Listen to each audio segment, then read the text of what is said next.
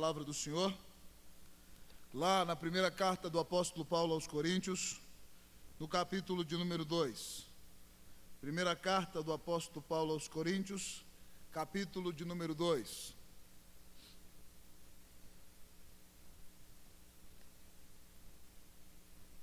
Com um som bom desse agora eu não preciso nem ficar pedindo retorno. Me dá retorno, me dá retorno. Você viu que eu já não pedi hoje? O som é bom, louvado seja Deus, irmão. 1 Coríntios capítulo 2.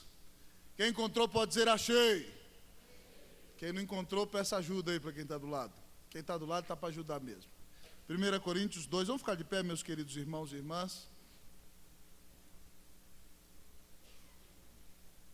Nós faremos a leitura do versículo de número 1 até o versículo de número 5. Foi esse o texto que o Senhor Deus colocou no meu coração, texto no qual Ele quer falar com você.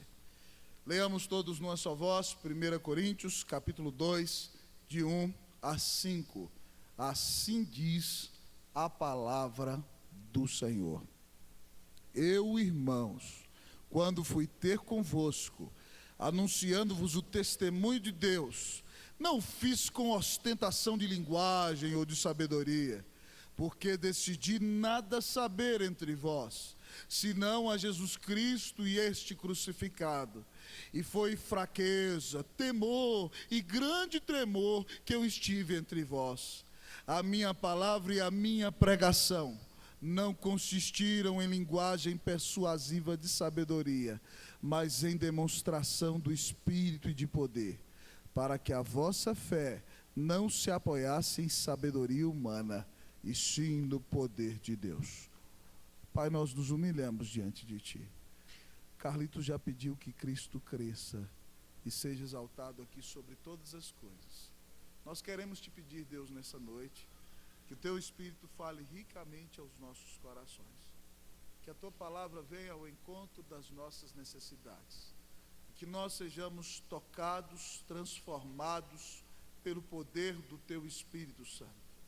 Senhor, nós queremos conhecer-Te mais. Nós precisamos ser mudados em nossa vida pelo Teu poder. Deus, se há alguém aqui que entrou nessa noite e ainda não é salvo, se o Senhor quiser, restaura e salva essa vida hoje em nome de Jesus, ó Deus. Pai, se entrou alguém aqui destruído, desanimado, confuso, que ele encontre o Senhor na palavra. Ó Deus, e que se há alguém aqui que chegou nessa igreja, procurando uma igreja para frequentar, que o Senhor mostre para ele na pregação que tipo de igreja é essa, e o que ela quer, e que o Senhor quer fazer nesse lugar. Fala conosco, Santo Deus, abençoa a nossa vida, fala aos nossos corações. Nós Te imploramos em nome de Jesus, para a glória de Jesus. Amém, amém. Podeis assentar, queridos irmãos.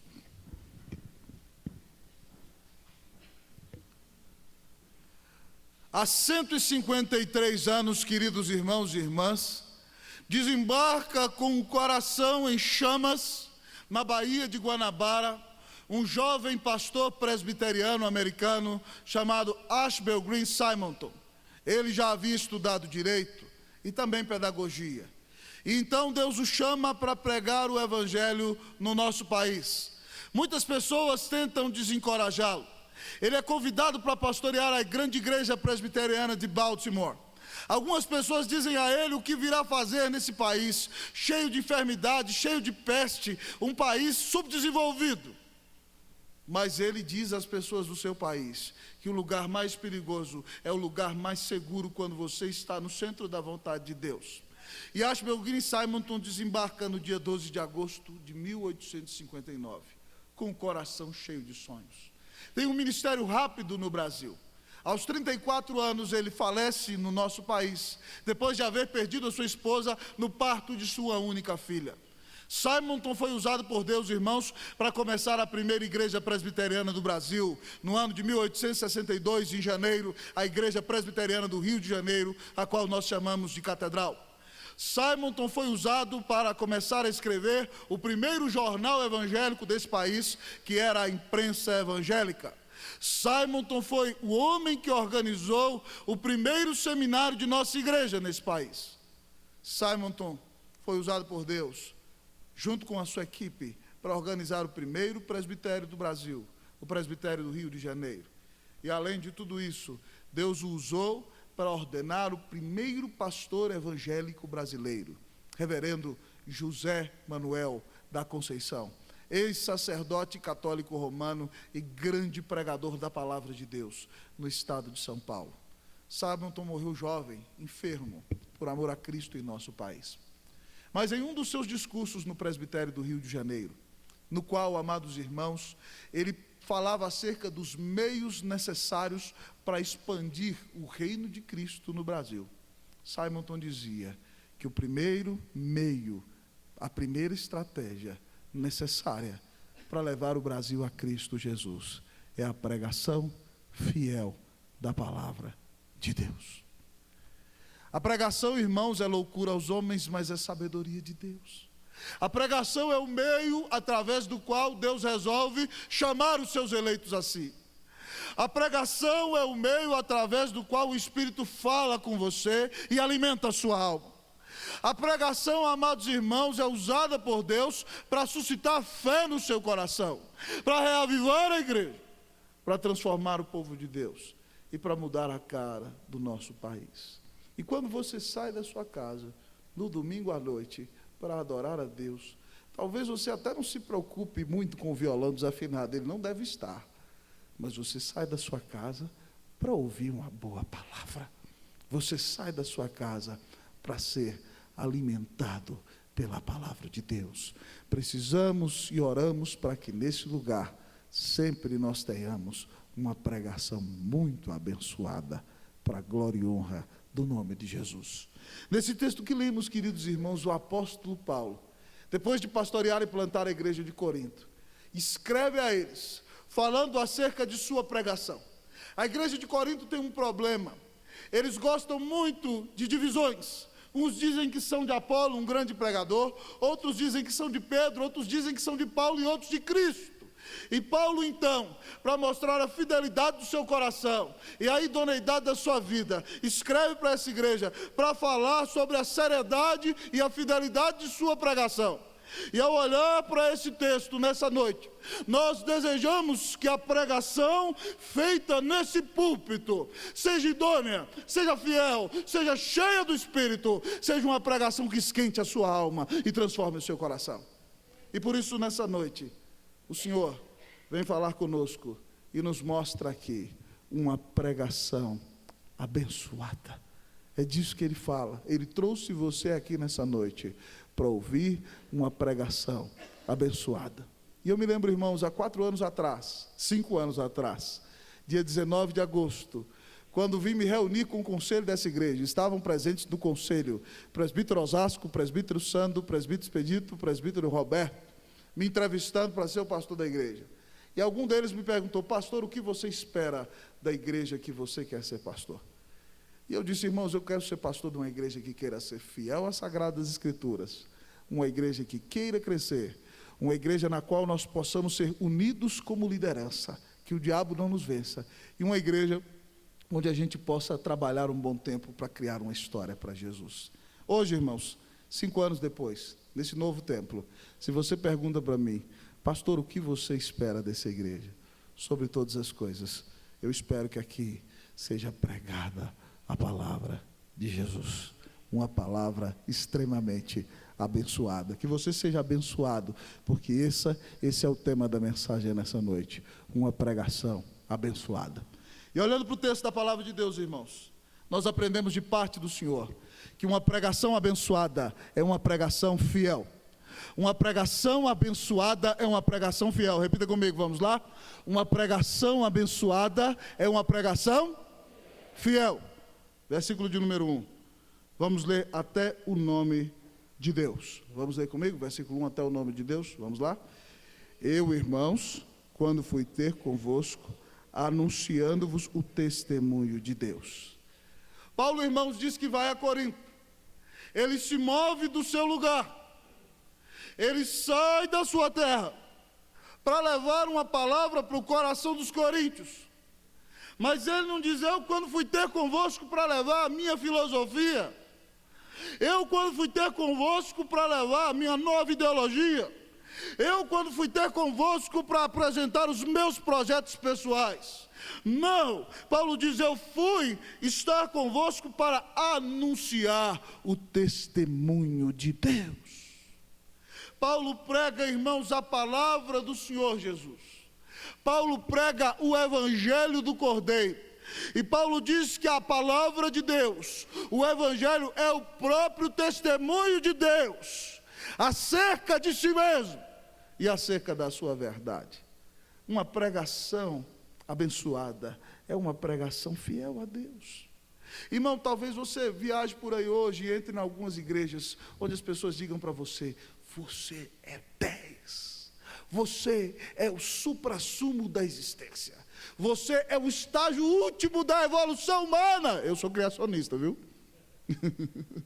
Você é demais. E aí então você quer ouvir essa pregação que massageia o seu ego. Mas essa pregação, irmão, não leva ninguém para o céu. Essa pregação ilude o homem e o prepara para ir para o inferno. A pregação verdadeira e fiel da palavra de Deus é que te convence do pecado e da justiça e do juízo. É a verdadeira pregação da Escritura que de repente você entra na igreja desanimado e o pastor não sabe a sua história e Deus fala com você e reaviva o seu coração. É a pregação da Escritura que você entra cheio de pecado e pensa que ninguém está sabendo, e de repente o pastor começa a falar e você vê a sua vida descortinada diante dos seus olhos e você entende que precisa se arrepender e precisa se reconciliar com Deus. Uma pregação abençoada é uma pregação fiel à palavra do Senhor. Neste país nós precisamos de igrejas que preguem a palavra. Nessa cidade nós desejamos ser uma igreja que prega única e exclusivamente a palavra. E meu anelo sincero e grande desejo, que não seja só nesse púlpito, mas que cada um de nós aqui, como agente de mudança, como missionário onde o Senhor o plantou, sejamos pregadores fiéis da palavra de Deus. Irmãos, me lembro quando eu estava no seminário. O irmão de nossa irmã Eudalva, Ronaldo, foi pregar para nós no JMC. Ele estava recuperando uma tuberculose, estava de muleta. E o nosso seminário era o seminário dos grandes teólogos da IPB. E tem seminarista, irmão, que de repente dá nele assim um lapso mental. E ele se acha o grande teólogo e alguns diziam assim: o que eu quero saber de índio pulando no meio da floresta? Quando o Ronaldo ia falar, eu falei: coitado de você, rapaz, você não sabe de nada. E de repente então, irmãos, Deus usa Ronaldo com aquela muleta ali, quebrado naquele dia. E ele diz assim: a melhor coisa na vida de um servo de Deus é saber que ele é fiel ao seu Senhor. Cheio de unção. Eu olho para o lado, quem não queria saber de índio: Deus, perdoa os meus pecados, eu estou morrendo, Senhor, tem misericórdia de mim. Irmão, é o poder da palavra de Deus que muda o seu coração, que tira você da vida medíocre, que te leva para os pés de Jesus, que transforma o seu coração. Louvado seja Deus. Uma pregação abençoada é aquela que prega a palavra de Deus. Está procurando uma igreja? Essa aqui quer pregar a palavra de Deus. Quiser ficar, os braços abertos e o compromisso sincero de que aqui nós pregaremos as Escrituras para a glória e honra do nome de Jesus. Que Deus nos dê uma pregação abençoada, amém? Que Deus nesse lugar fale ricamente ao seu coração, amém? Que aqui você seja transformado pelo Evangelho de Jesus. Uma pregação abençoada, além de ser uma pregação fiel a Deus, uma pregação abençoada é uma pregação humilde. Uma pregação abençoada é uma pregação humilde. Vamos repetir comigo? Uma pregação abençoada é uma pregação. Versículo de número 2, a segunda metade. Nós vamos ler ele todo. E a gente lê também o 3. Vamos ler o 2 e o 3? Eu vou ler o versículo 1 e vocês leem o 3. Eu, irmãos, quando fui ter convosco, anunciando-vos o testemunho de Deus, não o fiz com ostentação de linguagem ou de sabedoria. Leiam o 3.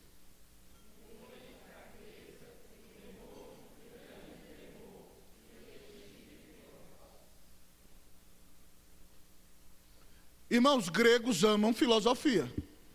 Corinto está na Caia e ela é grega. E vocês sabem que na Grécia nascem os maiores filósofos da história humana. Sócrates e seu discípulo Platão, depois Aristóteles, são gregos. Eles fazem toda a diferença. Então os gregos amam filosofia, amam dialética, amam ouvir inclusive sofistas que falam besteira de uma maneira bonita. Mas eles também são os grandes pais da retórica ocidental. Você há de se lembrar comigo de Demóstenes, o maior orador da história grega. Ele era apaixonado por falar em público, foi falar em público uma vez, gaguejou, o pessoal jogou tomate nele e começou a vaiá-lo. Então ele se afastou do mundo, rapou metade da cabeça, ficou só com a outra com cabelo, e ele colocou pedras na boca dele e começou a declamar poesias para melhorar na sua dicção. E ele tinha um tique nervoso assim, então ele pendurou uma espada em frente ao espelho. Enquanto ele treinava o seu discurso, o tique nervoso vinha e a espada o cortava. E ele se preparou e foi o maior orador da cidade de Atenas e da história grega. Gregos são apaixonados por filosofia e por grande oratória. Não pense que Paulo é qualquer um. Paulo é um homem extremamente brilhante. Paulo fala pelo menos 5 idiomas. Paulo seria um doutor em nossos dias, um grande conhecedor. Paulo conhece a filosofia grega. Paulo conhece os poetas gregos. Paulo fala hebraico, aramaico, latim, provavelmente espanhol. Paulo, irmãos, é um grande homem de Deus, um grande intelectual. Mas quando ele diz que vai à igreja de Corinto, ele nos conta que não o fez com ostentação de linguagem. E também não o fez com linguagem de sabedoria. Ele não parou de dizer, eu vou mostrar para eles que o melhor orador, melhor do que até Demóstenes, sou eu. Ele diz, eu vou ao Areópago mostrar então em Atenas o poder da minha dialética e dizer que não há grego que argumente comigo. Ele não disse isso, irmãos. Ele diz, irmão, que ele não usou desses artifícios. E no versículo 3 ele nos conta que foi fraqueza. Fraqueza, irmãos, inclusive física. Paulo tinha levado uma coça em Filipos, saiu correndo, irmãos, de Tessalônica e de Bereia. Em Atenas foi desprezado. Então ele chega na cidade de Corinto para pregar, fraco fisicamente, talvez até um pouco enfermo, a palavra nos dá essa ideia no grego, e também, amados irmãos, fraco psicologicamente falando. E ele diz que não foi só em fraqueza, ele foi em temor. Paulo, pasme, meu irmão, Paulo estava com medo de pregar para os coríntios, mas não era qualquer medo, ele disse que foi em temor e grande tremor, mas não deixou de pregar a palavra de Deus. Paulo vem nos ensinar, amados irmãos, que qualquer um que prega a palavra de Deus, ou que qualquer um que pretende ser de Deus ou ouvir a sua palavra, não tem a mínima condição de ensoberbecer-se e envaidecer-se diante de um Deus santo. E por isso, então, ele prega a palavra naquele lugar com humildade. Hoje de manhã eu preguei num texto aqui em 1 Pedro, capítulo 5, diz assim, humilhai-vos sob a poderosa mão de Deus, para que ele em tempo oportuno vos exalte, lançando sobre ele toda a vossa ansiedade, porque ele tem cuidado de vós. Deus, irmãos, abate o soberbo, mas Deus exalta os humildes. Diante de Deus, você não pode ter o nariz empinado, você não pode dizer que é o cara. A Bíblia diz que todos nós somos pecadores, e se Deus resolve colocar a sua mão sobre nós, nós iríamos para o inferno. Mas Deus é bom e manda Jesus Cristo na cruz do Calvário para nos salvar, para pagar os nossos pecados. E Paulo, quando vai levar essa palavra tão bela aos coríntios, que vivem debaixo de prostituição e adoração a falsos deuses, ele não vai para mostrar o poder da sua eloquência, ele não vai mostrar o poder da sua dialética, mas ele vai com o coração quebrado e humilde, para ensinar por meio da sua própria vida, que se alguém quer andar com Deus, tem que andar em humildade, tem que andar com o coração quebrantado, tem que andar com a vida colocada nas mãos de Jesus. Irmão, como está o seu coração? Você é como aquele jogador de futebol? Não, eu sou uma pessoa muito humilde, não é verdade? Se você diz que é humilde, você já não é humilde coisíssima nenhuma. Irmãos, a pregação do Evangelho, ela é uma pregação que muitas vezes ela confronta você. Você vai em algumas igrejas por aí no Brasil hoje, o cara fala assim, vem aqui e dá tanto que você vai ficar rico. Isso não está na Bíblia. A pregação da Bíblia é o seguinte: você é pecador, precisa se arrepender diante de Deus, crer em Cristo Jesus e emendar a sua vida, senão você está no sal. A pregação humilha, mas a Bíblia diz que quando a gente está humilhado, é que Deus nos exalta, é que Deus nos levanta, é que Deus transforma o nosso coração. Jesus conta, irmãos, que 2 homens subiram ao templo para orar. Um religioso, o outro publicano, um proscrito da sociedade, que não se achava nem digno de entrar na igreja. E o religioso senta na frente e fala assim: Deus, obrigado, porque eu sou bom demais. Eu sou fera, eu não sou nem justo, nem adúltero, nem ladrão, não sou nem como aquele publicano miserável que está ali atrás. Eu dou o dízimo de tudo enquanto ganho e jejuo 2 vezes por semana. E o publicano, pecador, homem acusado de ser estelionatário, muitas vezes até prostituído, lá no fundo da igreja batia no peito e dizia assim: Deus, eu não presto para nada mesmo não, Senhor, tem misericórdia de mim, pecador. Oh Deus, perdoa os meus pecados, eu sou tão falho. Oh Deus, tem misericórdia de mim. Jesus pergunta: a oração de quem Deus ouviu? Quem voltou para casa justificado? Aquele que se humilhou e pediu perdão a Deus. Porque Deus abate o soberbo, mas exalta o humilde. Querido, nessa noite, nosso desejo é que a pregação seja humilde, que Deus faça do pregador um homem humilde, que Deus faça de você alguém humilhado, porque se você está prostrado diante de Jesus, Deus vai te levantar, e a sua vida nunca mais vai ser a mesma, para a glória e honra do nome de Jesus. Amém, amém e amém. Uma pregação abençoada é uma pregação humilde. Mas, irmãos, o texto diz para nós ainda nessa noite, que uma pregação abençoada, além de ser uma pregação fiel, além de ser uma pregação humilde, uma pregação abençoada é uma pregação cristocêntrica. Uma pregação abençoada é uma pregação cristocêntrica. Vamos repetir? Uma pregação abençoada é uma pregação... Versículo 2, vamos ler todo mundo comigo? Porque decidi nada saber entre vós, senão a Jesus Cristo e este crucificado. Eu já falei para você que Paulo é um dos maiores intelectuais do mundo antigo. E a Bíblia diz em outros lugares que quando ele prega todo o conselho de Deus, ou seja, toda a vontade de Deus. Mas aqui Paulo está dizendo para os coríntios e para você e para mim qual é o foco do ministério dele. Ele diz o seguinte: no meu ministério, tudo gira em torno de uma mensagem. E ele diz: eu decidi nada saber entre vocês, eu não quero saber de nada mais, além de Jesus Cristo e esse crucificado. O que ele está dizendo? Muito boa a filosofia de vocês, mas eu não a quero. Eu quero o evangelho que é Cristo Jesus. Eu decidi abandonar todas as outras coisas para falar sobre Jesus Cristo, o Filho de Deus, e não de qualquer maneira, de Jesus Cristo crucificado. Pense comigo naquele homem, amados irmãos. Ele foi julgado por um julgamento espúrio, e de repente então lhe dão uma bofetada na face, cospem no seu rosto, cravam em sua cabeça uma coroa de espinhos, açoitam-lhe com chicote de ossos, a ponto, amados irmãos, de cortar todas as suas costas, batem nele durante o dia inteiro.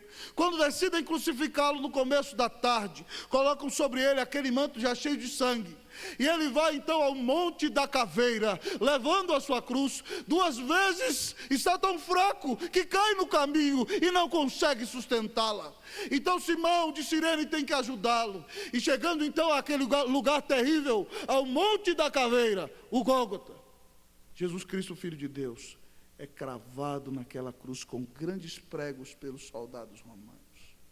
E ele é cravado e ali colocado, diz: Deus meu, por que me tens desamparado? A ira de Deus cai sobre Cristo Jesus.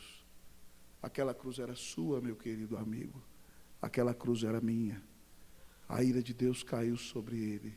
O castigo que nos traz a paz estava sobre ele. E pelas suas chagas nós fomos sarados.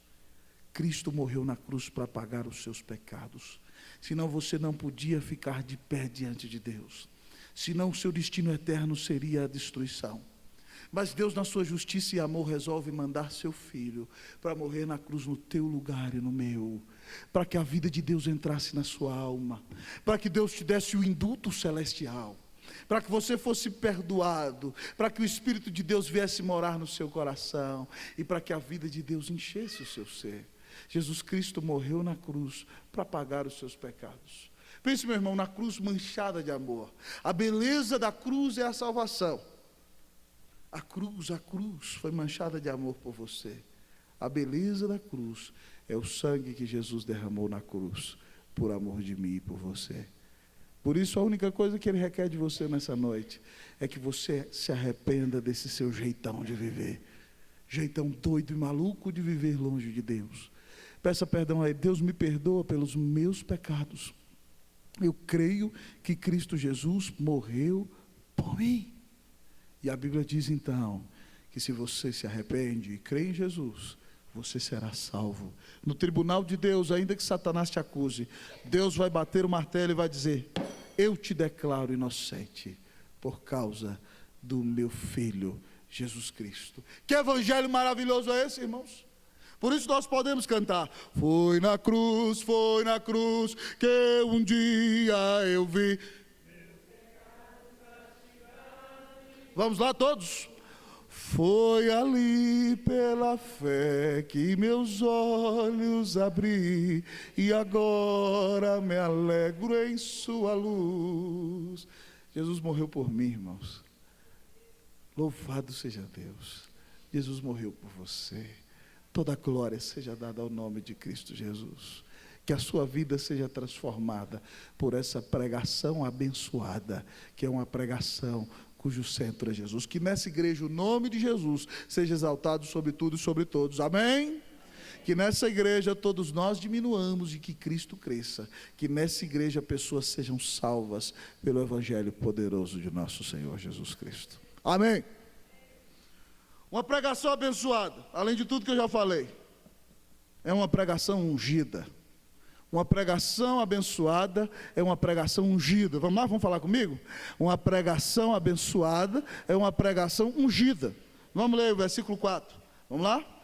A minha palavra, vamos lá todo mundo? 1, 2, 3. A minha palavra não consistiram em linguagem persuasiva de sabedoria, mas em demonstração do Espírito de poder.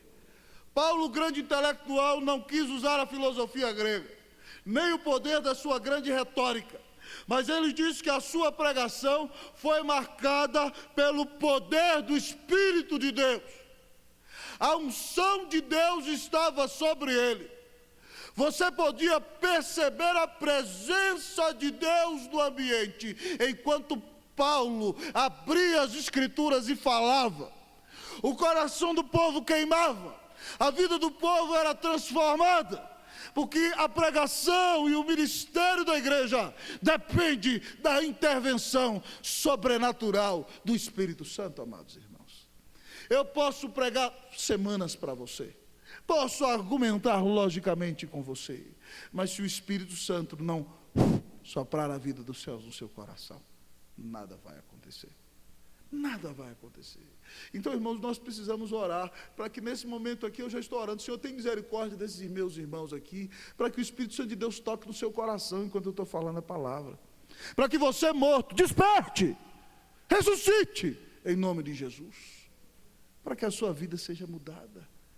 A pregação que abençoa é uma pregação ungida, é uma pregação untada com o óleo do Espírito Santo.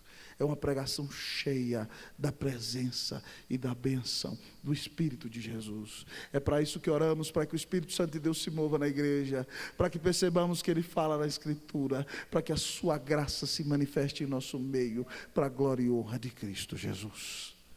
Amados irmãos, eu me lembro, quando Deus me chamou para o ministério, eu estava aqui nessa cidade, com 17 anos, pregando no clubinho do setor oeste, e tinha um amigo meu, filho de um empresário, que ele clamava a Deus: Deus, eu vou ter que assumir os negócios da família, eu preciso da bênção de Deus. E tinha uma igreja batista aqui em Brasília que tinha uma reunião de oração às 3 horas da tarde, na sexta-feira.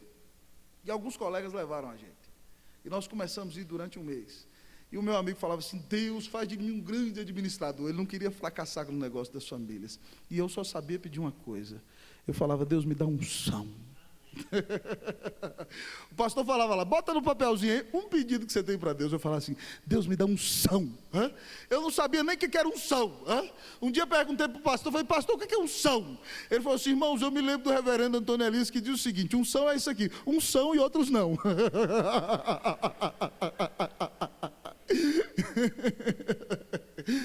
Unção simboliza, amados irmãos, o poder de Deus, o Espírito de Deus. E, irmão, com 17 anos eu orava por unção, e já fazem 17 anos que se você perguntar, o que você está pedindo para Deus? Deus me dá unção, me dá unção, me dá unção em nome de Jesus. Oh, meu irmão, que o Senhor te visite com a unção do Espírito nessa noite. Paulo pregou do Espírito com poder, e por isso aquela igreja foi transformada pela graça de Jesus. Irmãos, disse de David Martin Lloyd Jones, um dos maiores pregadores do século XX, que quando ele pregava, a presença de Deus parecia invadir o ambiente. Oh, meu irmão, preciso tanto que você ore por mim, eu quero pregar desse jeito, sabe?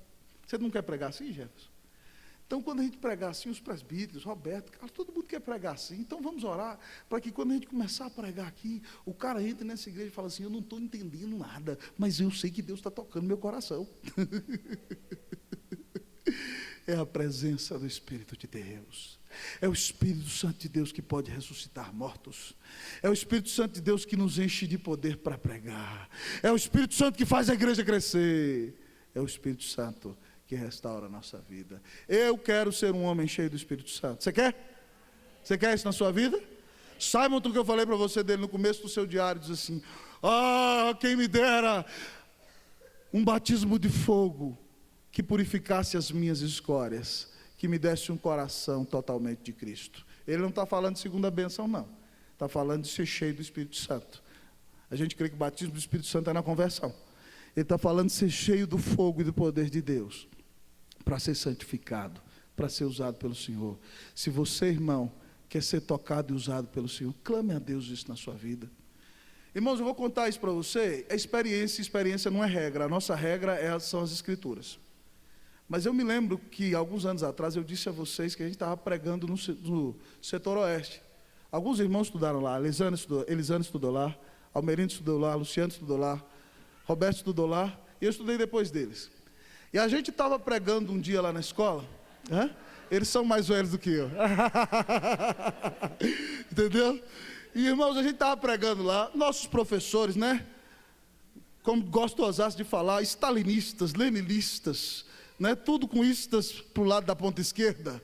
E aí, irmãos, eles deram uma sala para a gente lá, e a gente começou a reunir lá e pregar o evangelho. E tinha um grupo de liderança, e a gente conseguiu reunir nos recreios ali 50 jovens. Foi um momento muito precioso. O Espírito de Deus tocava o nosso coração, e tinha um rapaz da nossa sala, muito intelectual. E isso é experiência, não é regra, não significa que vai acontecer com você. A gente estava pregando para ele. E ele estava ouvindo, quebrantado, com muita atenção, a mãe dele assustada. E ele, com o braço muito cabeludo, né? Chegou em casa, estava lendo a Bíblia, orando, e falou assim, isso não significa que Deus vai fazer isso com você, tá certo? Não brinque em casa desse jeito, isso não é brincadeira para criança. Ele pediu a Deus naquele momento, falou assim, Deus, se o Espírito Santo existe, e Ele está aqui, eu queria pedir para o Senhor, que só os cabelos do meu braço esquerdo se arrepiassem. Na hora, irmão. Ele chegou no outro dia, eu entreguei minha vida a Jesus, para mostrar que a glória do Espírito Santo. Não significa que isso vai acontecer com você, nossa regra é a palavra. Mas nós não somos nada sem o Espírito do Senhor. Então vamos clamar para que o Espírito de Jesus nos restaure nesse lugar, amém? Para que o Espírito de Jesus esquente a nossa alma, para que Ele nos encha de poder, que nós ganhemos muitas vidas para a glória e honra de Cristo Jesus, amém? Mas em último lugar, nessa noite, nós aprendemos na palavra, que uma pregação abençoada é uma pregação intencionada. Uma pregação abençoada, vamos repetir comigo? Uma pregação abençoada é uma pregação intencionada. Virei para o seu vizinho, fala boa noite. Se você acha que você veio aqui por acaso, fala para ele. Você está enganado. Foi Deus quem te trouxe. E o nosso pastor está totalmente intencionado na pregação, para alcançar seu coração e para que Jesus mude a sua vida. Que Jesus transforme o seu coração nessa noite, em nome de Jesus. Vamos ler o versículo 5, irmãos, último versículo da noite. As irmãs vão ler primeiro, podem ler, irmãs, 1, 2, 3, vamos lá? Para que a vossa fé não se apoiasse em sabedoria humana, e sim no poder de Deus. Paulo é eloquente, Paulo é doutor, Paulo é filósofo, mas ele vai no poder e dependendo do Espírito Santo de Deus, e ele diz por quê? Eu tenho uma intenção. A intenção é a seguinte: que o coração de vocês seja cheio de fé, mas que a fé de vocês não seja uma fé meramente intelectual, ou uma fé que aprecia a beleza de um belo discurso, mas que a fé de vocês esteja apoiada no poder de Deus. Ora, irmãos, o próprio Paulo diz que o Evangelho é o poder de Deus para a salvação de todo aquele que crê. Essa pregação aqui é altamente intencionada. Minha oração agora, enquanto eu estou pregando, é para que o Espírito Santo de Deus encha de fé o teu coração.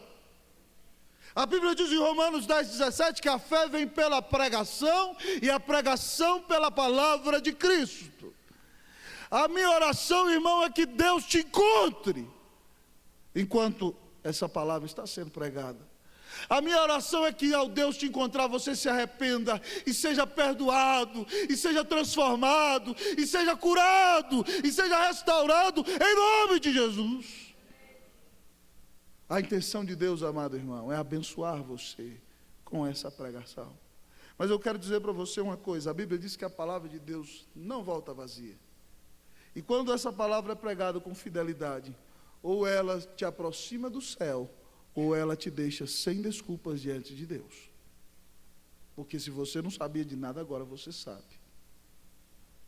Mas a nossa oração nessa noite é que você se arrependa dos seus pecados, que você veja a porta dos céus abrindo para você, que você veja o Senhor Deus entrando na sua vida, que você seja cheio de fé e seja totalmente transformado pelo Deus que fala nas Escrituras com você, para a glória e honra do nome de Jesus.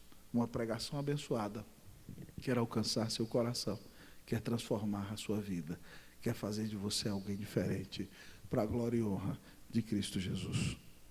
Que tipo de igreja você quer frequentar, amado irmão?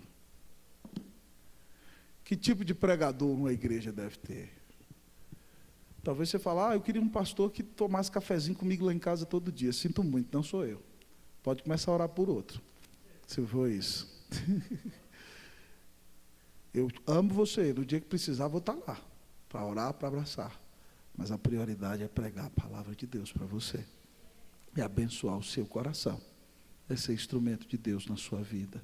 Que nessa igreja nós preguemos com fidelidade, com humildade, com cristocentricidade, com unção e com as melhores intenções, para abençoar o teu coração, para a glória e honra do nome do Senhor Jesus. Que Deus te encontre nessa igreja enquanto você ouve a palavra, e que a sua vida nunca mais seja a mesma, para a glória e honra do nome de Jesus.